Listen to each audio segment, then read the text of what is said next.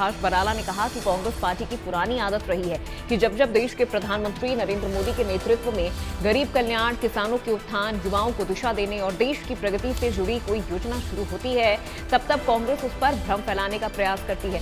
उन्होंने कांग्रेस पार्टी पर मनरेगा और महात्मा गांधी और जवाहरलाल नेहरू जैसे महापुरुषों के नाम पर राजनीति करने का आरोप लगाते हुए कहा कि कांग्रेस केवल नाम में विश्वास करती है, जबकि भाजपा काम में विश्वास रखने वाली पार्टी है।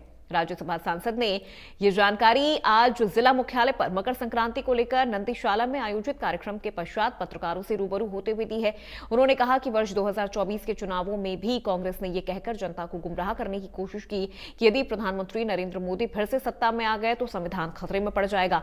इसी प्रकार से 2014 से पहले भी कांग्रेस के जिम्मेदार नेताओं द्वारा ये प्रचार किया गया था कि यदि भाजपा की सरकार बनी तो मनरेगा को समाप्त कर दिया जाएगा, जबकि वास्तविकता इससे ठीक विपरीत है। राज्यसभा सांसद ने स्पष्ट किया है कि वर्तमान सरकार ने न केवल संविधान को और अधिक मजबूत किया है, बल्कि गरीबों के कल्याण और देश की आर्थिक मजबूती के लिए लगातार सकारात्मक प्रावधान किए हैं। उन्होंने कहा कि मनरेगा का नाम पहले जवाहर रोजगार योजना, फिर नरेगा और बाद में मनरेगा किया गया। तब कांग्रेस को कोई आपत्ति नहीं हुई, लेकिन जब प्रधानमंत्री नरेंद्र मोदी ने गरीबों के लिए 100 दिन के बजाय 125 दिन का रोजगार सुनिश्चित किया, तब कांग्रेस को परेशानी होने लगी है।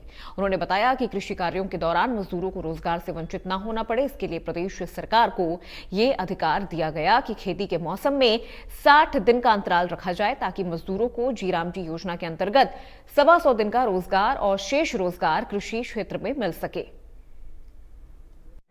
कांग्रेस पार्टी केवल नाम में विश्वास कर रही है, भारतीय जनता पार्टी काम में विश्वास करती है।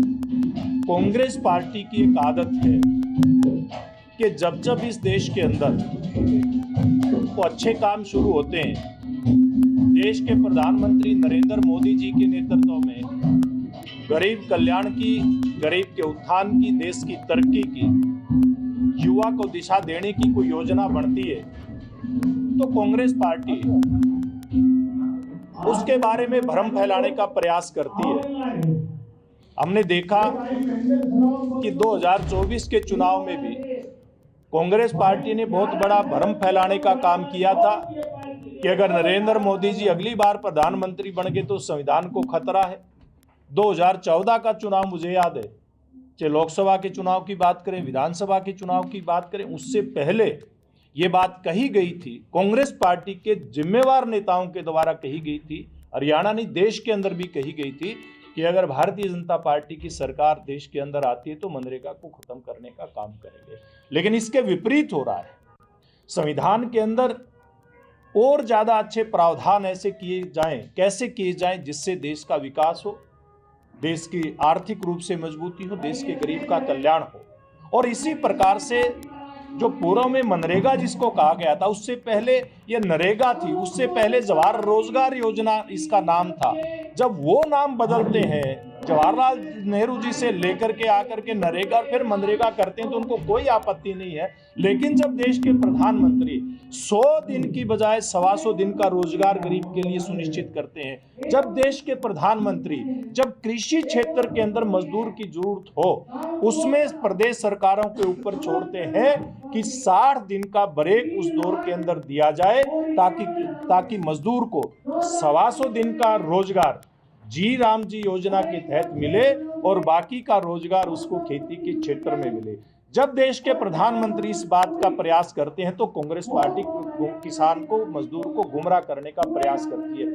यानी कि ये योजना जो 4 बिंदु मैंने बताए हैं उसको सार्थक करती है, इसलिए इसका नाम भी जी राम जी विकसित भारत रखा गया है। लेकिन कांग्रेस पार्टी को शायद ये मंजूर नहीं है। वो जब कोई अच्छा काम होता है, जैसे मैं एक उदाहरण देकर के बताता हूँ, हम में से बहुत सारे साथी गांव देहात से आते हैं।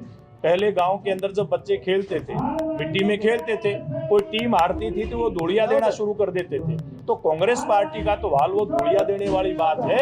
आज के दिन कांग्रेस पार्टी को कोई रास्ता कोई सूझ नहीं रहा है, केवल गुमराह करने के अलावा।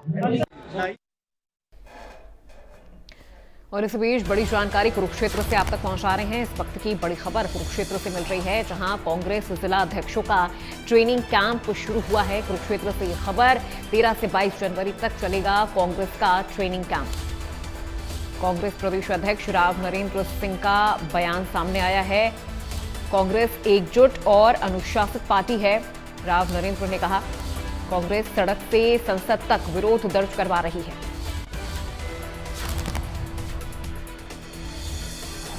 कुरुक्षेत्र से ये खबर, कांग्रेस जिला अध्यक्षों का ट्रेनिंग कैंप शुरू हो गया है। 13 से 17 जनवरी तक चलेगा कांग्रेस का ये ट्रेनिंग कैंप, जहां कांग्रेस